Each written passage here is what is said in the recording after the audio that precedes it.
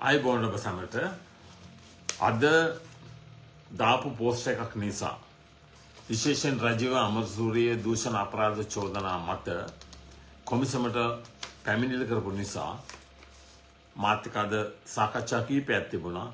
Online කතා කරලා තිබුණා. ඒකේ සමහර අය විශේෂයෙන් බ්‍රිතාන්‍යයෙන් කතා කරලා ඇහුවා මේක සූරසේනගේ කේස් එකට බලපාන්නේ නැද්ද කියලා. නමුත් ප්‍රශ්නේ මේකයි. ඔබ දකින්න රජීවගේ කේස් එකේදී සූරසේනගේ ඔය එක්ස්ටෙන්ෂන් එක සම්බන්ධයෙන් එයාට සේවා දිගුවක් ලබා දීම සම්බන්ධයෙන් පළවෙනි ඒවා ජනමාධ්‍යවල රනිල් වික්‍රමසිංහත් එක්ක තියෙන ඔහුගේ සම්බන්ධතා ඒ වගේම සංජීව ජයවර්ධනත් එක්ක තිබෙන ප්‍රයිවේට් ඩිනර් වික්‍රමසිංහලත් එක්ක මට අදාළ නැහැ රජීවගේ ඒ සම්බන්ධතා ඔහු ඒ සම්බන්ධව ගන්න පියවර. නමුත් නීති හමුවේ ඔහුගේ හැසිරීම බරපතල ප්‍රශ්නයකට මුහුණ දෙන්න නිසා තමයි අධ්‍යක්ෂක ජනරල් රේගුව ඔහුටත් තියෙන මේ චෝදනාවම මොකද ඔහුත් මේක දිගින් දිගටම මේ ප්‍රශ්නේ ඔය චෝදනාව කරන්න හේතු වෙච්ච ප්‍රශ්නේ යට ගහන නිසා ඒ කියන්නේ අර BMW නඩුව කියන්නේ බිලියන 16ක් මිලියන 16ක් බිලියන 16 කියන්නේ මිලියන වලින් 16000ක් යාපනයේ හම්බන්තොට ත්‍රිකුණාමලයේ තට්ටු 10ක ඇඳන් 1000ක් දාන්න පුළුවන් රෝහල් 3ක් හදන්න පුළුවන් තරම් අති විශාල ධනස්කන්ධයක්. ඒක දිගින් දිගටම මේ වංචාවේ යට ගහන්න මේකට ගොඩාක් මුදල් වියදම් කරලා තියෙනවා කියන එක හොඳටම දන්නවා මම. ඒකට ජනාධිපති නීතිඥයෝ 9 දෙනයි රජීවත් එක 10යි. රජීව දිගින් දිගටම මේකට මැදිහත් වෙනවා. ඒක නීතිඥ සංගමේ සභාපතිවරයෙකුට කොහෙත්ම ගැළපෙන වැඩක් නෙමෙයි. අන්තිම කැත වැඩක්. මොකක්ද ඒ කරපු වැඩේ? ඒක තමයි ඔබ දැනගන්න ප්‍රශ්න කරන දේ. බොහෝ අහන කතාව. මේකේ මේ නඩු වාර්තාවේ ඔක්කොම අදාළ සාක්ෂි තියෙනවා. ඒවා ඔක්කොම දකිනවා මේ ජනාධිපති නීතිඥයෝ හා රජීව අමරසූරිය දකිනවා. මොනවද ඒ සාක්ෂි? ජර්මනියෙන් මේ නාගානන්දගේ මැදිහත් වීමෙන් ගෙන ආපු සියලුම සාක්ෂි. ජර්මන් රජයෙන්, ඒ කියන්නේ ජර්මන් කස්ටම්ස් එකෙන් දුන්නා. මේ වාහන ඔක්කොටම BMW වාහන 1675ටම අදාළ ඔරිජිනල් ඉන්වොයිස් ඒ මත ඒක රේගුවට ඉදිරිපත් කළ හොර ඉන්වොයිස් වෙන සමාගමකින් ඒක ප්‍රතික්ෂේප කරනවා BMW ජර්මනි. ඒගොල්ලෝ කියනවා අපි මේ සියලුම වාහන වලට අපිට නියම රේගුවට අපි ප්‍රකාශ කරපු මිල කස්ටම්ස් ඉන්වොයිස් එකට අදාළ මිල අපිට ලැබිලා තියෙන ඒ වාහන වල වටිනාකම අපි මේ හොර ඉන්වොයිස් ඔක්කොම ප්‍රතික්ෂේප කරනවා කියලා BMW සමාගම දන්වලා තියෙනවා. ඒ වගේම මේ මත අධ්‍යක්ෂක ජනරාල්වරිය චාල්ස් අධිකරණයට දැනුම් දුන්න මේ නඩුව සෙටල් කරන්න. මොකද මේක යට ගහන්න කීයටවත් ඉඩ දෙන්න නාගානන්ද සූදානම් නැහැ. ඊට පස්සේ අයගේ දැනුම් දීම මත නීතිපති ප්‍රකාශිතව දැනුම් දුන්න අධිකරණයට මේක නඩුව සමතයකට පත් කරගන්නත් හේතුව ජර්මන් රජයේ මේ ඔක්කොම හම්බ වෙලා තියෙන නිසා. නමුත් ඊට පස්සේ ඒක සමතයට පත් කරන අධිකරණය ඊට පස්සේ තමයි මේගොල්ලෝ මැදිහත් වෙලා මේක දිගින් දිගටම වළක්වනවා මේක ආය කර ගැනීම. මේක ඇවිල්ලා ඇත්තටම මේ මාෆියා එකක්. මේ මාෆියා එකේ එක අංගයක් තමයි බාර් ඇසෝසියේෂන් එක නීති සංගමය. ඒකත් කියන්න ඕන. ඔවුන් අධිකරණයේ හමුවේ මේ සියලුම සාක්ෂි පණ අපිට දැකලා ඔක්කොම එකම වාහනයේට එකම එන්ජින් නම්බර් එකට එකම චැසි නම්බර් එකට ඉන්වොයිස් දෙකක් තියෙනවා දැකලා මේක බරපතල වංචාවක් බව දැන ඒක ශ්‍රේෂ්ඨාධිකරණ රීති වලට පටහැනි කියලා හොඳනම දැන. මොකද ශ්‍රේෂ්ඨාධිකරණ රීති වල කියන්නේ you can't mislead and deceive the court. අධිකරණයේ රැවටීම හා අධිකරණයේ වංචා කිරීම බරපතල වරදක්. ඒවා දැන මේ වංචාව කරනකොට මොකද රේගු දෙපාර්තමේන්තුවට අධිකරණයේ පැහැදිලි තීන්දුව දුන්නට පස්සේ ඔවුන්ට මේ පරීක්ෂණයට එන්න කියන එකත් මොවුන් වැළැක්වුවා.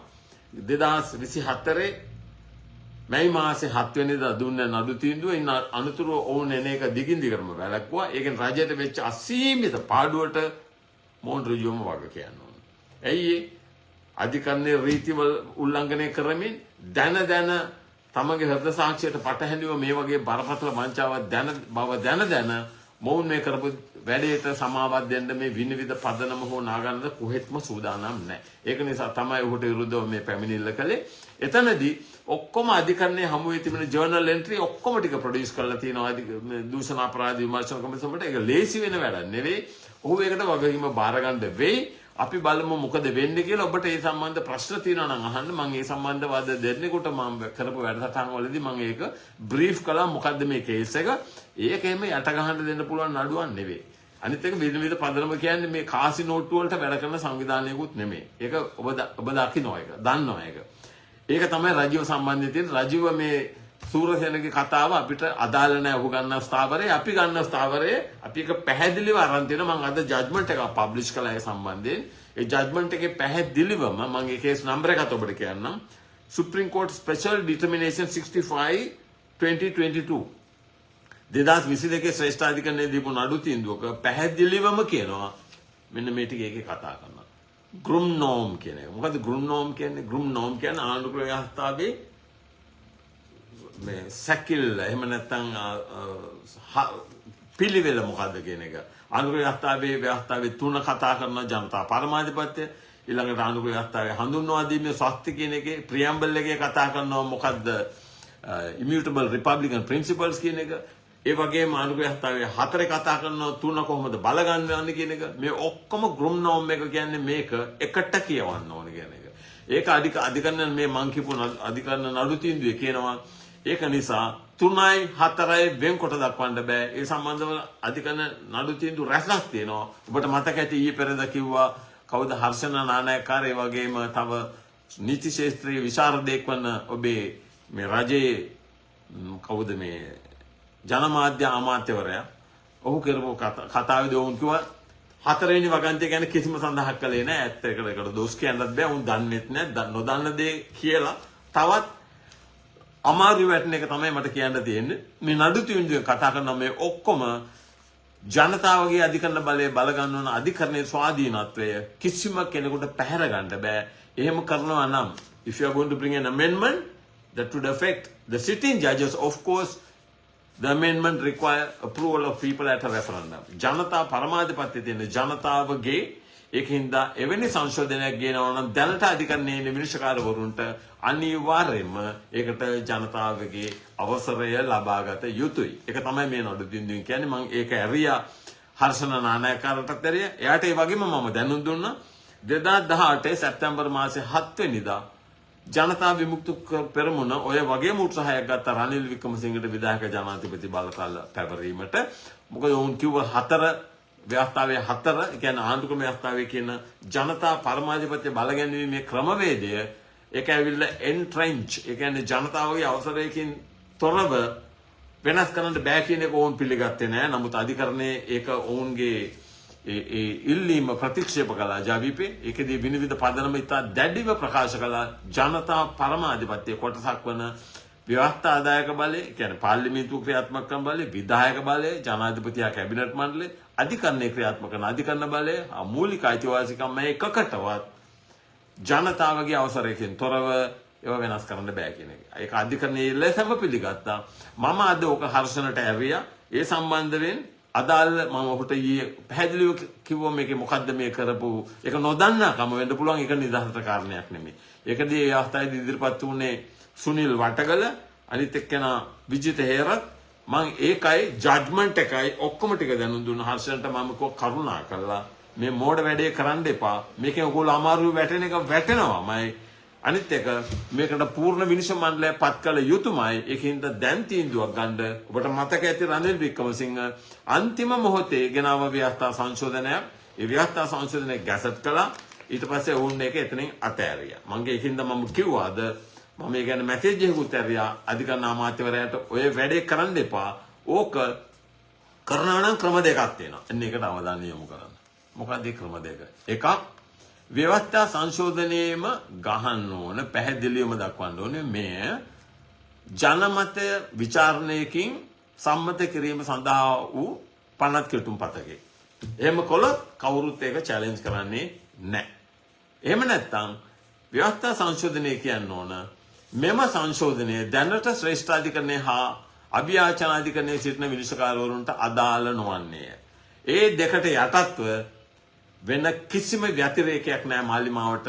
මම ඒකින්ද තරේ කියන ඔවුන්ට බුද්ධිමත්ව හිතන්න ඕන. ඔතන එක්කෙනෙක් දෙන්නෙක් හරි ඉන්න ඕනේ මේ කියන දේ තේරුම් ගන්න පුළුවන් අය. අමාරු වැටෙන්න එපා.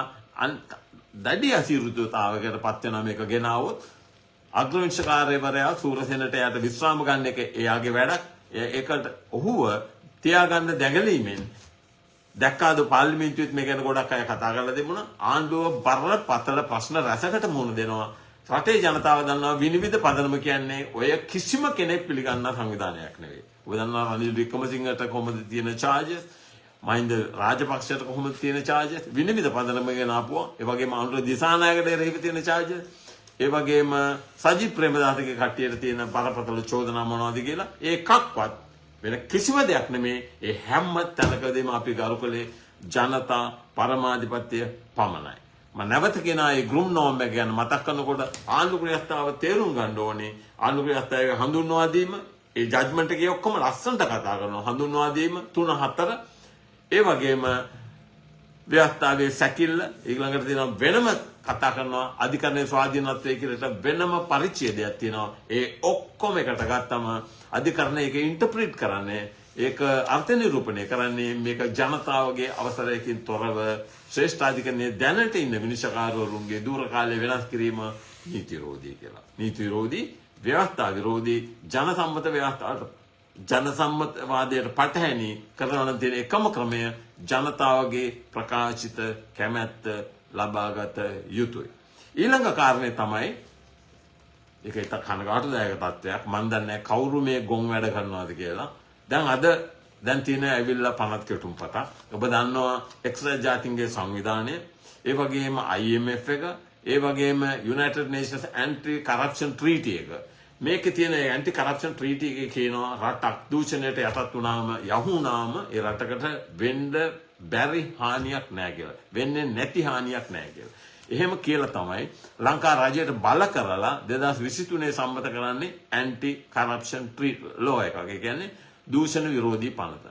කියන්න කනගාටුයි. දැන් මාලිමාවේ කට්ටිය දැන් ඔබට මතක ඇති මේ විනිවිද පදනම මේ ඔක්කොගෙම රාජපක්ෂගේ, වික්‍රමසිංහගේ, අනුර දිසානායකගේ මේ ඔක්කොගෙම වත්කම් ප්‍රකාශ අරගෙන ඒව රටේ ජනතාව දැනුවත් කළා. ඔවුන් ඇවිල්ලා පබ්ලික් ඩියුටි එකක් කරන්නේ. ඒක ඇවිල්ලා පොදු ඒ නිලයේ දරන කෙනාට රහසක් තියාගන්න බෑ. වංචාවක්, හොරකමක්, ජනතාව රැවටීමක් කරනවා නම් ඒක බරපතල වැරදක්.